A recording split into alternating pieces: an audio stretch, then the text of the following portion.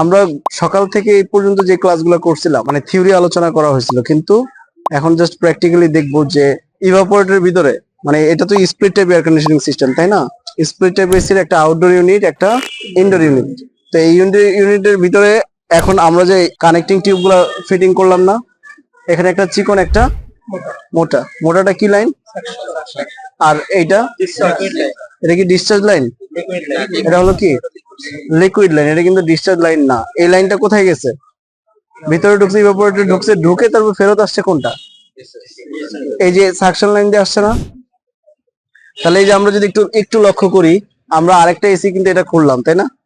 খুলে দেখো, এই যে এটা ধরো, ধরে একটু একটা জিনিস লক্ষ্য করো, এই যে চিকন যে টিউবটা যেটা লিকুইড লাইনটা ঢুকছে, হ্যাঁ, এই লিকুইড লাইনটা এখান থেকে ঢুকে এখানে তোমার লিকুইড ডিস্ট্রিবিউটর আছে, দেখছো? এই লিকুইড ডিস্ট্রিবিউটরের মাধ্যমে ইভাপোরেটরের বিভিন্ন অংশে তোমার যে হিমায়কটা আছে রেফ্রিজারেন্ট, সেটা কিন্তু বিভিন্ন দিকে ছড়া যায়। ছড়া যাওয়ার কারণে চারিদিক দিয়ে কিন্তু সে কি করতেছে, তরল রেফ্রিজারেন্টটা ছড়ায় গেল এবং বাষ্প হওয়ার সময় তাপ গ্রহণ করে সেই বাষ্পীয় রেফ্রিজারেন্টটাকে পুনরায় ফেরত চলে আসলো কোন লাইন দিয়ে? সাকশন লাইন দিয়ে, তাই না? এসিটার আউটডোর ইউনিটের ভিতরে আমরা গতকালকে কিন্তু আলোচনা করছিলাম যে এর ভিতরে রেফ্রিজারেন্ট গুলো, হিমায়ক গুলো কি করে পাম্প ডাউন করে রাখা যায়, যেটা আমাদের টেকনিশিয়ানটা কি বলে? টেকনিশিয়ানটা বলে গ্যাস লক করে রাখে, তাই না? তো গ্যাস লক যেটা বলছে যে এটার ভিতরে গ্যাসটাকে রিজার্ভ করে রাখাকে বোঝানো হয়েছে, মানে এটার ভিতরে গ্যাসটা রিজার্ভ করা আছে, হিমায়কটা রিজার্ভ করা আছে। এখন রিজার্ভকৃত রেফ্রিজারেন্টটা যদি আমি পুরো ইউনিটের মধ্যে ছাড়ি, একটা জিনিস খেয়াল করো তো, এখানে টিউব কি পরিমাণ আছে? ধরি আবার অনেকগুলো টিউব না এখান থেকে, তাই না? তাহলে এর ভিতরে এটা যখন খোলা থাকে, এর ভিতর দিয়ে বাতাস ঢুকে নেই? বাতাস ঢুকছে কিনা? আমরা কি বলছিলাম সকালে? সকালে আমরা আলোচনা করছিলাম যে সিস্টেমের ভিতরে এক বিন্দু পরিমাণ বাতাস বা কোনো অপদ্রব্য থাকতে পারবে না। এক বিন্দু পরিমাণ থাকতে পারবে না। যত সিস্টেম ক্লিন হবে প্লাস বায়ুশূন্য হবে, তত সিস্টেমের কুলিং এফিসিয়েন্সি, ঠান্ডার যে দক্ষতা, কার্যক্ষমতা, সেটা বেশি হবে। সিস্টেমে বাতাস ঢুকে যায় তাহলে কুলিং এফিসিয়েন্সি কমে যাবে এবং গ্যাসটা ব্লকেজ করার সম্ভাবনা বেশি থাকে, যেটাকে চোকিং ট্রাবল বলে আমাদের ডিপার্টমেন্টে। ওইটা নিয়ে আমরা বিস্তারিত আলোচনা করবো ইনশাল্লাহ। তো এখন আমরা যে দুইটা এই যে কানেক্টিং টিউবের এখানে এই জয়েন করলাম, এখানে জয়েন করলাম, এখানে সার্ভিস বাল্বের গোড়ে জয়েন করলাম না, তাহলে এর ভিতরে বাতাস আছে না? বাতাসকে বের করছো? এই বাতাসটাকে বের করতে হবে না? এই বাতাসটাকে বের করে দেওয়ার প্রক্রিয়াটাকে, এটাকে বলা হয় ভ্যাকিউম। কি বলা হয়? ভ্যাকিউম করা।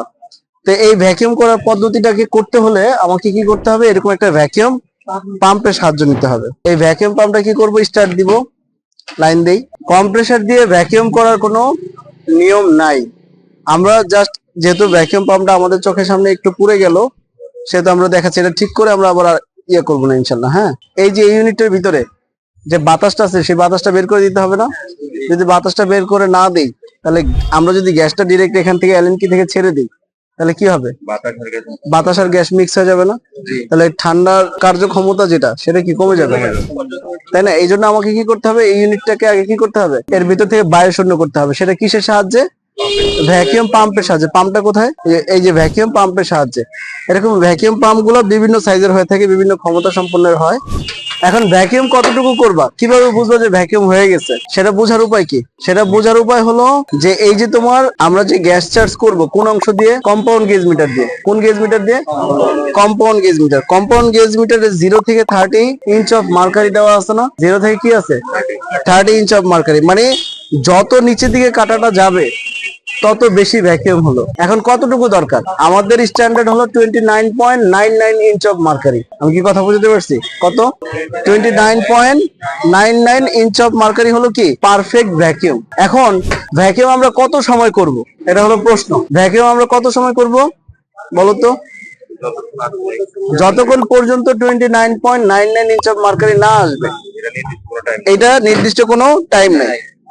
আচ্ছা, কম্প্রেসার দিয়ে তো ভ্যাকিউম করা যায়, মানে যেহেতু কম্প্রেসার টানে, তাহলে ভ্যাকিউম যদি টানা যায়, টেনে যদি বাতাসটা বের করা যায়, তাহলে আমার ভ্যাকিউম পাম্প কেন আমি এক্সট্রা করে কিনলাম? এই কম্প্রেসার বায়ু শূন্য করার ক্ষমতা রাখে, তবে একটা জিনিস করতে পারে না, সেটা হলো